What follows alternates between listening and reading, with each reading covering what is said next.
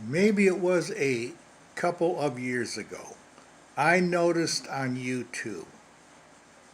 uh, YouTube channels were referring to Patreon, right there, Patreon.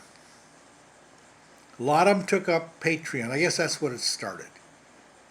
And I said to myself, why are these people now referring to this Patreon?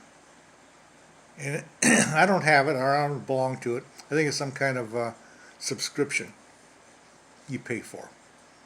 Because why are YouTube creators now referring to Patreon in their movies?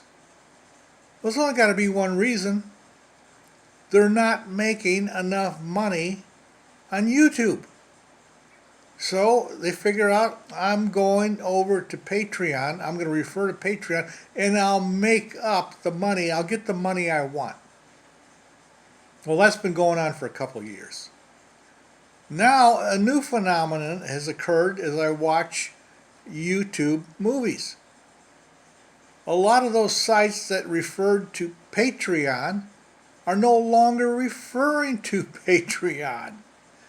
And what do I infer from that? Is that they went over to Patreon to make money. They found out they weren't making that much money at Patreon, and they dropped it.